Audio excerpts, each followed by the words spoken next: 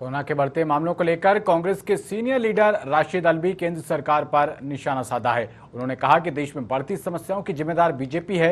और क्या कुछ कहा राशिद अल्वी ने, उनसे बात की हमारी दिल्ली संवाददाता रूही खान ने। हमारे साथ मौजूद हैं कांग्रेस के सीनियर लीडर राशिद अल्वी जी।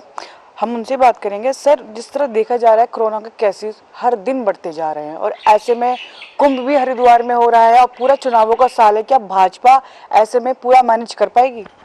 देखिए, हमारे प्रधानमंत्री को न कोरोना की चिंता है न जनता की चिंता है। अगर डोनाल्ड ट्रंप नमस्ते न किया होता तो हमारा देश कोरोना से बच सकता था। उन्होंने उस वक्त लॉकडाउन नहीं लगाया, वो डोनाल्ड ट्रंप के आगे पीछे घूमते रहे, जिसकी वजह से ये क़यामत का सामना हम सबको करना पड़ रहा है।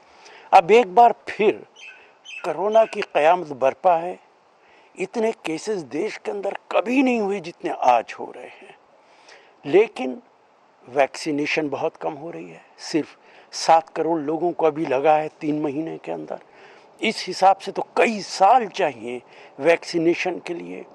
वैक्सीन एक्सपोर्ट की जा रही है, वैक्सीन दूसरे देशों को दी जा रही है और अपने देश की कोई चिंता नहीं है। जो कि प्रधानमंत्री चाहते हैं कि अंतर्राष्ट्रीय पैमाने पर उनकी वाहवाही हो, इसलिए अपनी परवाह न करके वो दूसरे लोगों को वैक्सीन दे रहे हैं। अमित शाह प्रधानमंत्री बंगाल जाते हैं, आसाम जाते हैं, कोई कोरोना की परवाह नहीं है, कोई सोशल डिस्टेंसिंग नहीं है। वोट चाहिए, सत्ता चाहिए। इसी तरह कुंभ का मेला है, उन्हें इस बात की चिंता नहीं है कि लोगों का क्या हशर होगा। उन्हें इस बात की चिंता है कि कुंभ के नाम को एक्सप्लॉइट किया जाए। हम धार्मिक लोग हैं, इसलिए ये सब कुछ हम कर रहे हैं। ये दुर्भाग्यपूर्ण है। सर, अगर कुंभ की आपने भी बात करी, कुंभ में जिस तरह भारी संख्या में लोग आते हैं, संत साधु वहाँ पे मौजूद होते हैं और जो पहले सीएम रहे TS1 और फिर दूसरे आए TSR, दूसरे हमारे उनका सीएम कहना, जितने भी संत साधु हैं उनको सबको अनुमति है कि वो कुंभ मेले में आए। और ऐसे में वो खुद भी कोविड-19 पॉजिटिव हुए, उनके आसपास के जितने लोग थे वो भी पॉजिटिव हुए। तो ऐसे में वो खुद राज्य को मेंटेन नहीं कर पा रहे हैं। तो आपको लगता है कि भाजपा क्या 2022 के चुनाव में जीत पाएगी उत्तराखंड के अंदर? देखिए, भाजपा अगर इस देश के अंदर ईमानदारी के साथ चुनाव हो तो कोई एक चुनाव नहीं जीत सकती है। आपने देखा है कि दिल्ली के अंदर क्या हुआ, आपने देखा है कि बिहार के अंदर ये सरकार नहीं बना पाए, ज़बरदस्ती बनाई है। राजस्थान हार गए, मध्य प्रदेश हार गए, हरियाणा हार गए, ज़बरदस्ती सरकारें बनाई हैं।